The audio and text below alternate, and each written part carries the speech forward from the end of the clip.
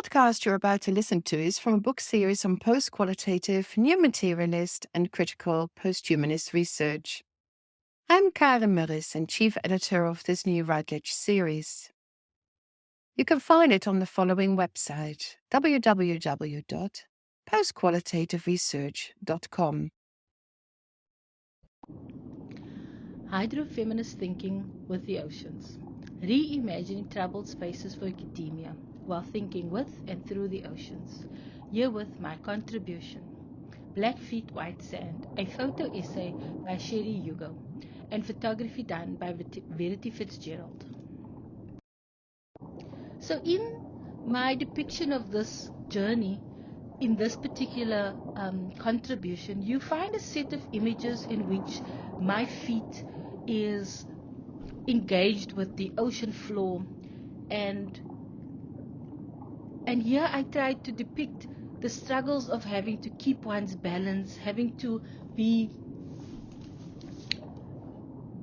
on your tippy toes, almost being careful and also defensive, and stepping onto wide spaces. And here, not just the spaces and places that physically speak to academia, but stepping into theories and pedagogies and thinking spaces that previously I had no access to. It's shows about plunging and stepping and jumping as if to break into surfaces like the ocean. It speaks about paying homage and kneeling and being rooted. It's about gliding. It's about these sacred spaces. It's about revealing one's inner foot, which is in my culture a sacred thing to do, to kind of reveal your inner foot, because you have to reveal such vulnerabilities while being in academia and also within the ocean.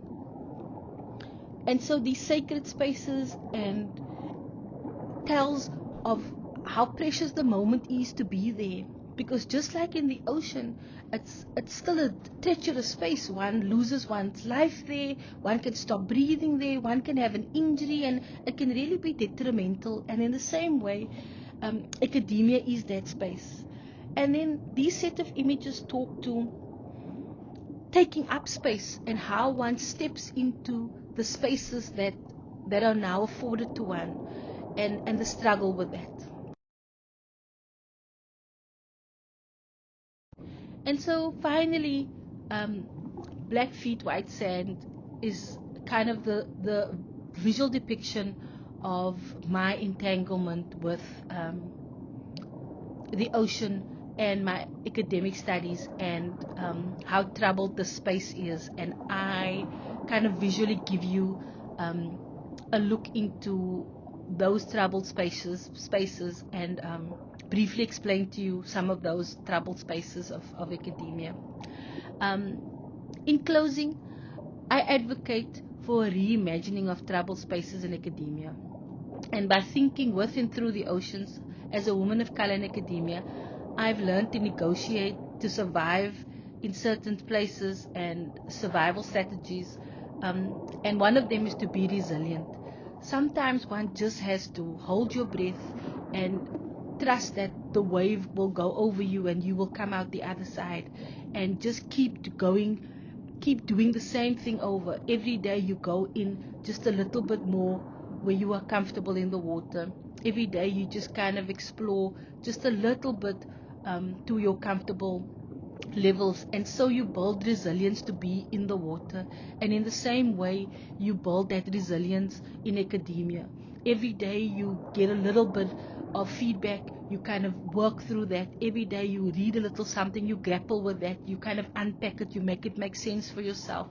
And the more experience you give yourself towards dealing with those troubled spaces, the more resilience you build up. At least for me, that was the case.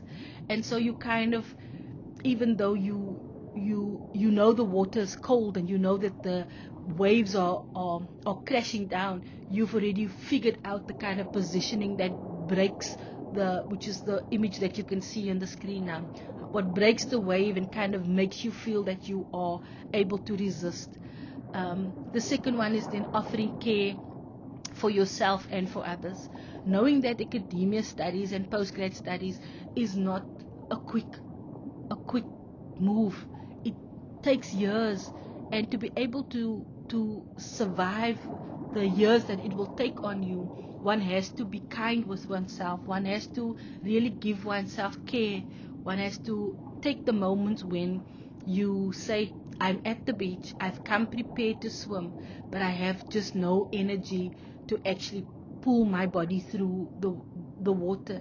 And sometimes it's just okay to sit at the edge at the beach and to write down your thoughts, or to stay home and kind of swim in your head, and to provide yourself the kind of kindness and care to be able to do the postgrad studies for the long haul. And then more importantly, or equally importantly, is that you offer that same kind of care to others, because the work has shown me that not everybody arrives at the ocean or at academia with the same set of skills, or the same kind of preparedness, or the same kind of experience or exposure or access. And therefore offering care to oneself is very important, but also offering that care to someone else. And I have been lucky that I have both experienced and received this kind of care while writing and doing this work, Blackfeet and hydrofem studies. I have been a receiver of such care, and I'm forever grateful for that. And so, and knowing that one has to make difficult sacrifices, and often for women and women of color, our domestic duties, our family responsibilities, and all the other hats we carry outside of being a PhD student, heavy carries heavy on us, especially when we want to make those dashes and run for the kind of spaces where you can find ways to kind of push your research forward, or to have some alone time to kind of do a little bit of work. That kind of sacrifices are difficult, and often emotionally it toils with one, and you kind of swim in like that washing machine mix of the sea, where you are there, and you want to be there, but you are just confronted with that swell of the ocean within yourself. And so to give yourself space to really take care of that, and to know that these spaces are difficult, not just in the physical spaces that your feet takes up, but in the mental spaces and the mental spaces and the emotional spaces that this kind of work takes up. And so to navigate these spaces, for you to not be so overwhelmed, is to remain grounded, and to find the spaces that you find your grounding. And these were some of the things that I've taken from this work. And I've drawn on my embodied and my affect and my situated and orthoethnography methodologies to be able to disrupt the colonial, patriarchal, and capitalist logics and societal structures that continue to govern us and to shape us, and that continues to be the practices in academia, and that we, in our daily steps and walks, that we kind of push back and make spaces just a little bit less troublesome. Thank you. Thank you for listening to this podcast. If you would like to know more about this chapter, please visit the website www.postqualitativeresearch.com.